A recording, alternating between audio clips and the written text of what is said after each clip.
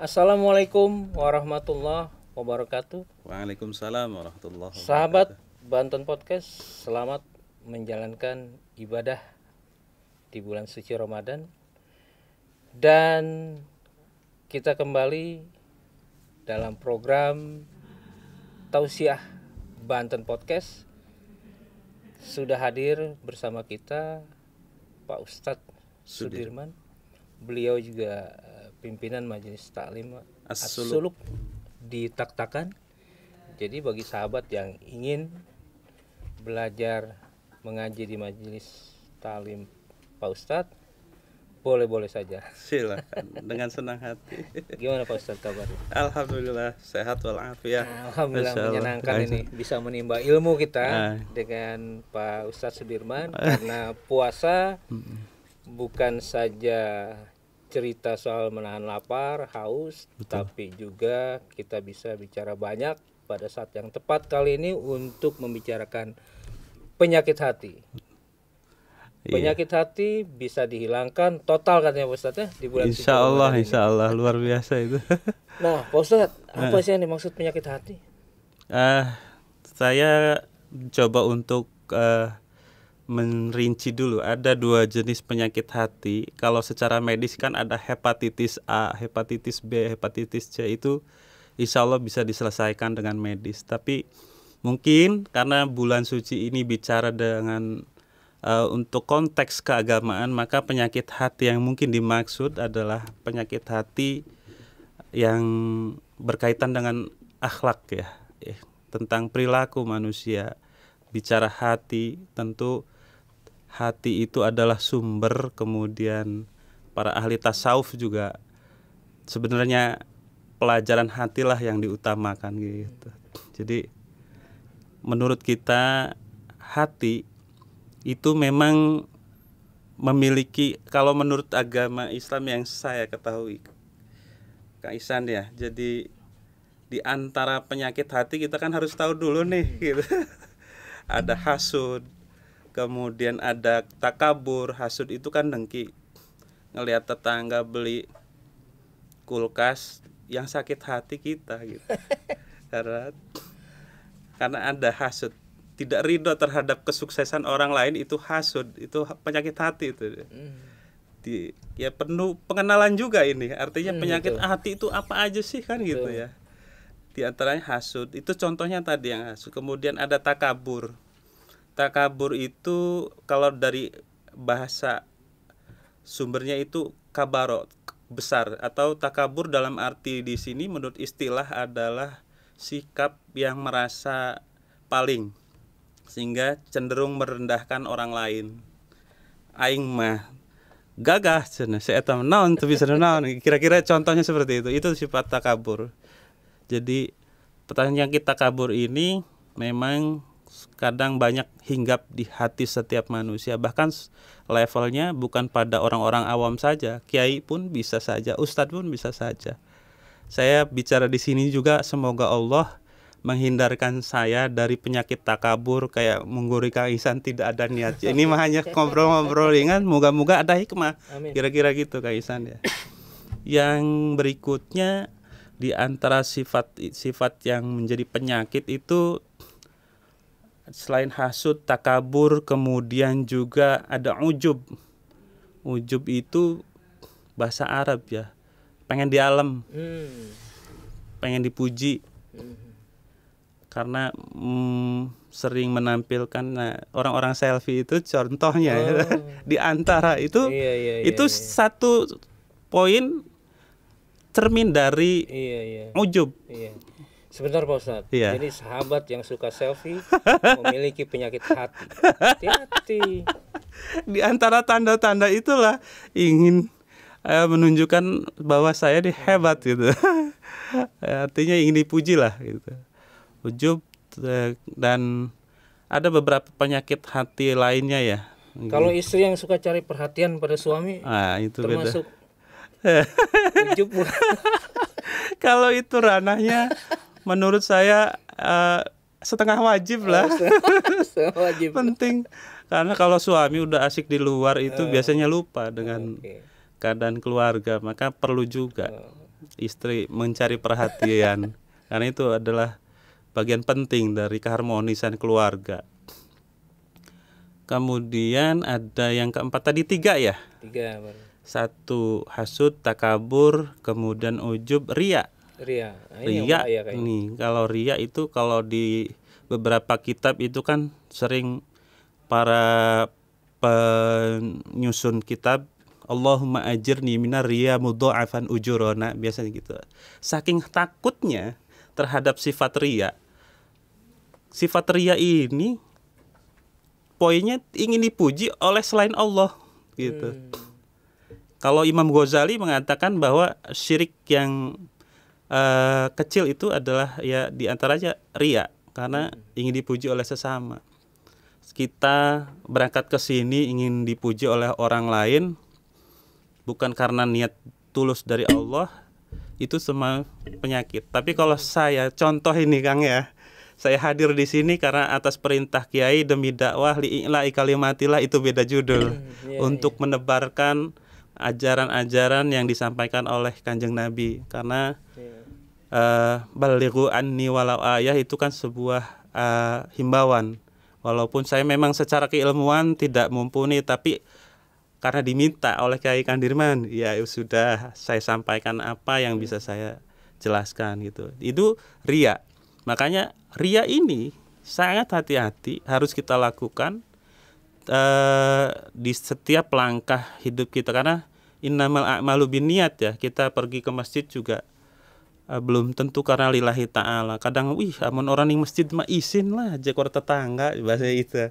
Malu saya sama tetangga kalau misalkan ke masjid. Padahal saya sudah umroh, padahal sudah haji seumpama. Bukan dilandasi atas kesadaran karena ingin taat kepada Allah, bukan menikmati ibadah itu karena Allah. Itu sebuah penyakit riya yang itu moga-moga kita juga dijauhkan oleh sikap penyakit tersebut gitu Kang. Di antaranya penyakit riya itu. Kalau ini kan saya sering diberikan pemahaman bahwa riya juga ada ya loh yang riya hasanah kata. Riya hasanah itu contoh ada. Memang riya hasanah itu contoh ya Kang ya. Di saat ini nih harus kita bredel, ini juga harus kita coba kupas ya. Di saat contoh musim banjir kemarin, karena dari berbagai elemen turun, dari pihak pemerintah juga turun untuk memberi bantuan, intinya sosialisasi lah kayak gitu. Setiap ngasih sumbangan sambil foto sprek gitu ya. Itu kan ada unsur riya aja, pengen di alam lah dipuji. Tapi satu sisi tujuan kita untuk siar juga bahwa eksistensi organisasi kita atau lembaga kita sudah memberikan itu gitu sebagai bentuk tanggung jawab terhadap amanah organisasi yang diberikan. Misalkan ada tridharma untuk berbakti kepada masyarakat kayak gitu. Nah, Pak Ustadz, apa sih dampaknya dari penyakit hati ini yang bisa terlihat dan tidak terlihat? Yang pertama itu biasanya penyakit hati itu memang membuat kita menjadi jauh kepada Allah Subhanahu wa Ta'ala. Itu biasanya hidup kita gersang, tidak ada kenikmatan dalam dunia. Karena apa? Yang dihantui oleh perasaan-perasaan tadi itu hasud. Ngelihat Kang Hasan naik mobil Pajero, saya masih di motor misalkan seperti itu. Ya ini tersiksa kita. Tapi kalau orang punya sifat, nah kan ini ada perlawanannya masing-masing gitu. Tadarruan kayak gitu, orang yang rendah diri, artinya kemudian tasamu itu menerima keadaan apa adanya. Sehingga kenapa Ramadan ini menjadi bulan yang suci? Karena yang diaktifkan adalah power atau kekuatan-kekuatan yang digerakkan adalah mesin-mesin positif. Karena sunnah-sunnah Ramadan diantaranya itu kan banyak ya Kang ya. Kita harus banyak sedekah, kemudian kita nggak boleh berkata buruk, kita nggak boleh mencuri, karena itu kan akhlak mazmumah, akhlak yang tercela gitu. Sehingga efeknya bagi orang yang punya penyakit hati yang paling gampang itu dia mudah sakit biasanya. Mudah sakit secara fisik. Contohnya penyakit apa, Pak? Contoh anggota dewan gagah di forum, kamu dalam mengerjakan program, biasalah bahasa anggota dewan di dalam forum, keras. Tapi ketika ditetapkan sebagai tersangka oleh kepolisian, contoh ini Kang ya, dia jadi lemas, sakit, tahu-tahu dilaporkan dalam rangka pengobatan, sehingga pengacara misalkan dari sisi kemanusiaan tidak bisa menghadiri panggilan. Itu akibat penyakit hati, Kang. Penyakit hatinya apa? Dia tidak bisa menerima dengan keadaan tidak pasrah terhadap Allah. Itu sebenarnya contoh kecil. Tapi kalau dia memang hatinya kuat, artinya bersih dari penyakit-penyakit itu, walaupun ditangkap atau ada kabar-kabar buruk, dia selalu pasrah kepada Allah, tawakal kepada Allah. Jadi badannya tetap sehat, terjaga. Kira-kira itu contoh kecil. Nah, Pak Ustadz, bagaimana sih penyakit hati ini bisa muncul gitu loh? Artinya sebab-sebab yang memunculkan penyakit hati itu apa? Satu, karena kita kurang ilmu ya biasanya, jauh dari majelis-majelis ilmu. Yang kedua, salah pergaulan, karena kita juga ditentukan oleh lingkungan. Seorang sosiolog dalam menulis bukunya biasanya dipengaruhi oleh lingkungannya, kayak John Eckhart atau siapapun itu. Begitu Marxisme misalkan, itu pengarang buku itu biasanya dipengaruhi oleh lingkungan. Jadi penyakit hati itu penyebabnya biasanya diantaranya kita kurang ilmu, keduanya lingkungan, seperti itulah.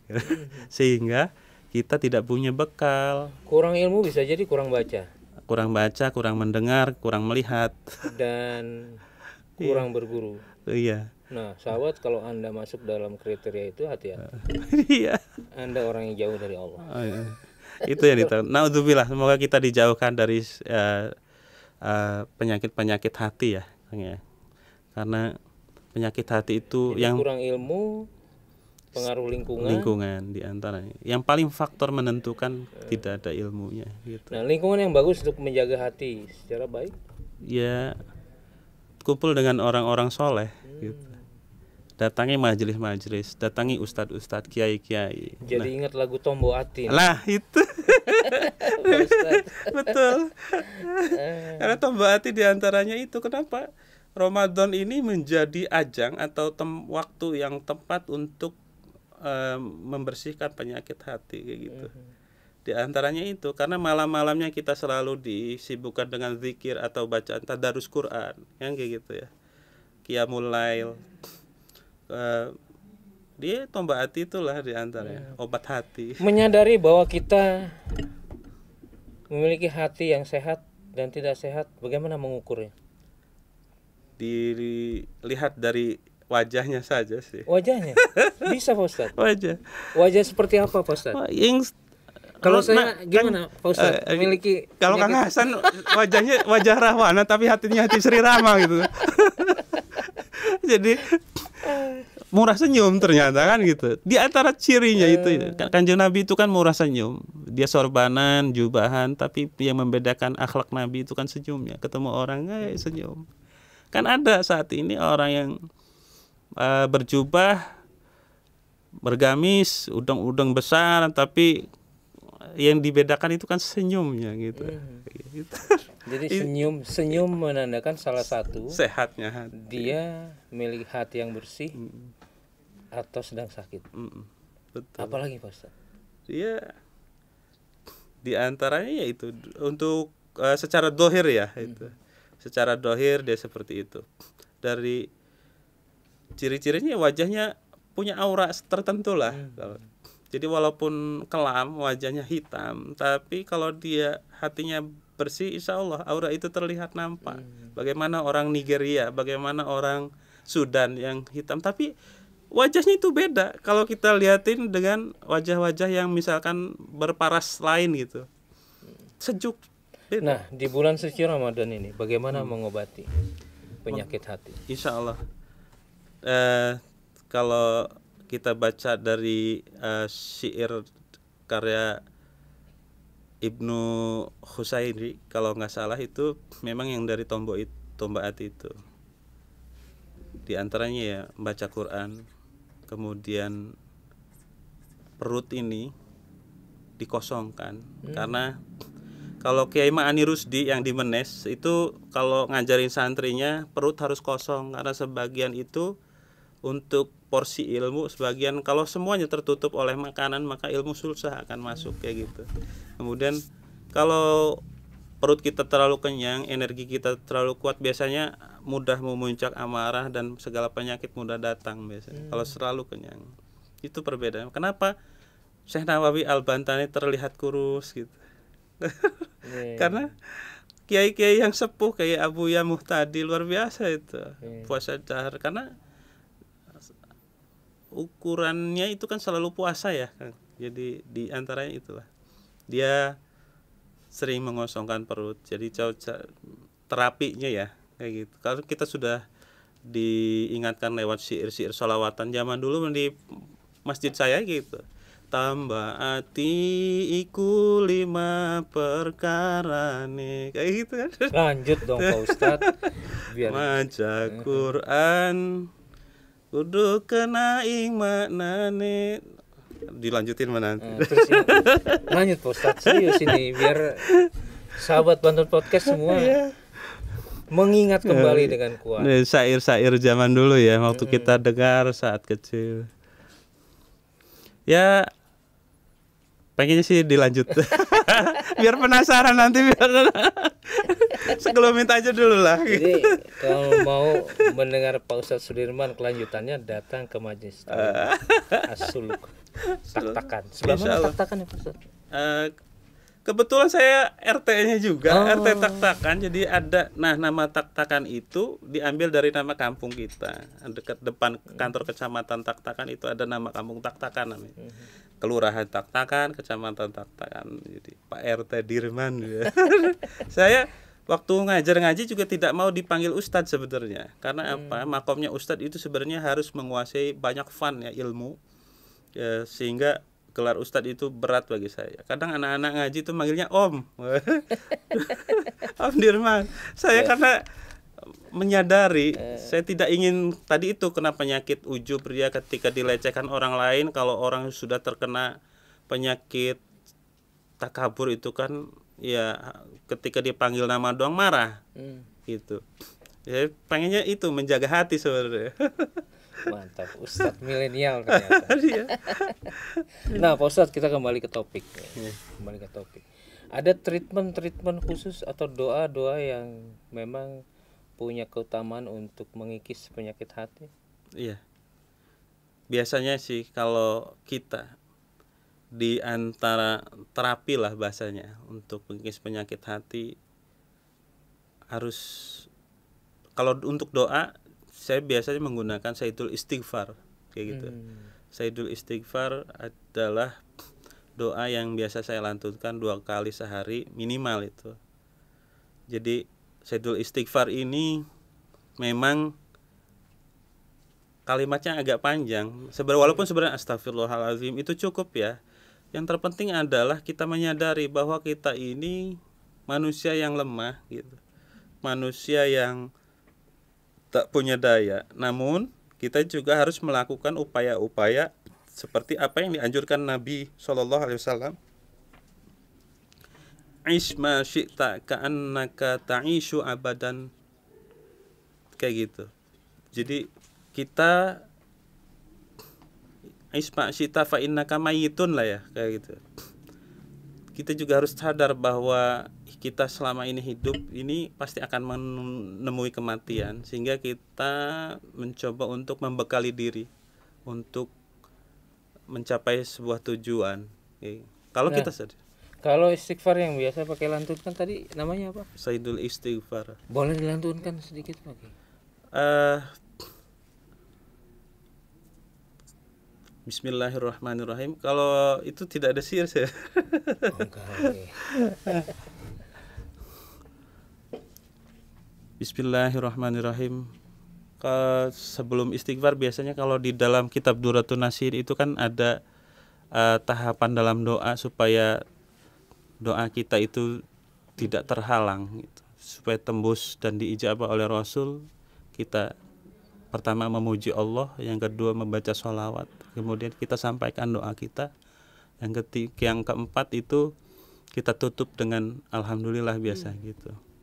Biasanya yang saya praktekkan itu yang sederhananya subhanallah walhamdulillah wala ilaha illallah wallahu akbar wala haula wala quwata illa billahil aliyil azim. Itu kan sangat mudah ya. Kalau panjangnya kan ada bisa. Kemudian Allahumma sholli ala sayyidina Muhammad wa ala ali sayyidina Muhammad. Allahumma ighfir lima qaddamtu wa ma akhartu wa ma asrartu wa ma a'lantu antal muqaddim wa antal muakhir la ilaha illa anta faghfir fa innaka antal ghafurur rahim. Kemudian kalau di forum kayak gini kok agak kompleks guys. Saya itu istiqamah. Jadi ditutup dengan baca alhamdulillah lah gitu. Pengaruh manajer podcast. Jadi ini mengalir sih ya Kang ya. Jadi mengalir kemudian jadi antaranya itulah. Terus kita tutup dengan hamdalah kayak gitu. Alhamdulillah. Jadi yang poin penting dalam mensucikan hati di bulan suci Ramadan ini, membersihkan penyakit-penyakit hati, jangan sungkan mendatangi majelis-majelis ilmu. Karena Nabi sendiri kan memberitahu kalau ingin main di taman surga, Raudhatul Jannah itu ya di majelis-majelis pengajian sebenarnya. Kadang kita kan lupa. Walaupun di musolah, di masjid-masjid kita ngadain pengajian, kita cuma asik dengan handphone yang ada di tangan kita, kayak gitu kan. Umum rata sekarang. Padahal duduk entah 5,5 jam atau 1 jam itu kan sudah menggugurkan. Kalau guru saya memang sudah selalu menyarankan untuk mewajibkan santri-santrinya itu, kayak Zaki Gufron itu, ikutilah pengajian walaupun tidak setiap hari, maksimal 40 hari sekali, saking inginnya memberikan keluasan. Karena memang tadi itu utlubul ilma minal mahdi ilal lahdi kan gitu. Sampai yang lahad kita harus menuntut ilmu walaupun saya sudah tua misalkan. Nuntut ilmu lebih wajib gitu. Sholat tanpa ilmu juga sama. Berpuasa tanpa ilmu juga nihil gitu. Nah, kita dalam berpuasa ini kenapa menjadi pemicu untuk membersihkan hati itu, yaitu diantaranya kita dilarang untuk melakukan hal-hal buruk kayak gitu, sehingga aura atau energi positif yang terus keluar, negatifnya terkikis gitu. Nah Pak Ustadz, kalau tadi kita sudah bicara banyak penyakit hati, kalau ciri yang bisa dilihat dari hati yang tenang seperti apa? Tatmainnal qulub itu biasanya dalam keramaian dia merasa sunyi, itu bahasa. Karena yang diingat zikrullah, Allah ke Allah. Kalau orang-orang thariqah itu kan biasanya gitu ya, Kang San. Jadi setiap nafasnya itu selalu dihembuskan lafzul jalalah, ingat kepada Allah, kontak terus Allah. Walaupun kita ngobrol kiri misalkan ke makamnya Habib Lutfi lah kayak gitu, dia walaupun ngobrol hatinya berzikir Allah Allah Allah Allah gitu. Karena orang thariqah itu seperti itu. Jadi membuat ketenangan gitu. Jadi artinya hati yang bersih adalah hati yang terpaut kepada Allah. Ala tatmainnal qulub gitu. Ala bi dzikrillah tatmainnul qulub. Jadi orang yang selalu berzikir biasanya hatinya tenang. Ada nggak penyakit hati yang tidak bisa terobati lagi? Apa ya? Kalau penyakit hati kemungkinan ya. Tapi kalau penyakit hati rata-rata insya Allah sih ada, selalu ada obatnya. Selama mau diobati. Selama dia mau tahu gitu. Kok saya nggak bahagia hidup ini? Kenapa? Karena kan efek dari penyakit hati kan hidup nggak bahagia. Sombong, banyak musuh sombong itu. Nggak bahagia dia. Dia kan misalkan dia pendiri pemimpin ormas, karena kesombongannya dia mau wewenang jeung aing. Wah, yang diomongin kayak gitu kan kesinggung. Diteluh dia ku aing. Akhirnya kan dia hidupnya nggak tenang. Rusak gitu. Itu jadi insya Allah kalau misalkan dia berpegangan pada akhlak yang mulia, akhlakul mahmudah, insya Allah sih hidupnya menjadi tenang, adem, tidak punya banyak musuh gitu. Jadi di bulan suci Ramadan ini menjadi kesempatan untuk mendekatkan diri kepada Allah, membersihkan hati agar kita tidak termasuk orang-orang yang merugi, penyakit hati dan merugi. Karena bulan puasa ini memang peperangan ya, peperangan melawan nafsu, peperangan melawan nafsu. Ketika siang lapar, haus, melihat sebelah makan, tentu kan ada godaan itu. Godaan itu yang harus kita lawan. Harus tetap istiqomah dalam jalur, karena dalam berpuasa itu ada time-nya, ada waktunya. Kapan kita makan, kapan kita bisa meniduri istri, kapan kita harus beribadah, kapan kita istirahat juga dalam bulan puasa itu sebenarnya diatur. Kapan kita sahur. Di antara hikmah-hikmah itulah yang menjadikan kita sehat, baik hati atau fisiknya, insya Allah itu. Nah, Pak Ustadz, bagaimana meniatkan untuk meluruskan hati? Untuk meluruskan hati, apa niatnya kira-kira? Ya dilandasi oleh Allah gitu. Apa yang harus kita lakukan karena Allah, sehingga kita tidak ada rasa sombong, tidak ada rasa kemudian ria gitu. Yang terpenting apa yang saya lakukan karena Allah gitu. Tidak ada rasa takut kayak gitu. Misalkan dalam bulan puasa ada yang melakukan maksiat gitu, tentu kan dengan etika juga.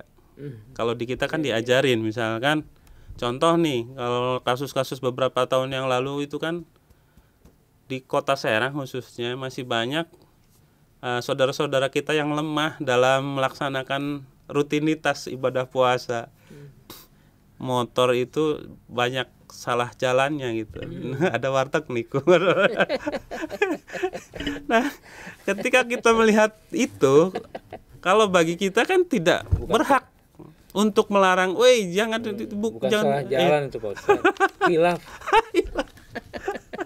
Oke, baik. Sahabat, semoga Allah melindungi kita semua. Amin, amin, amin. Dan menjadikan kita orang-orang yang bersih hati. Amin. Assalamualaikum warahmatullahi wabarakatuh. Terima kasih Pak Ustadz, jangan kapok. Insya Allah. Kita akan kembali lagi dengan terima kasih Kaisan. Insya Allah. Tokoh luar biasa yang saya cari baru ketemu. Tokoh sembako.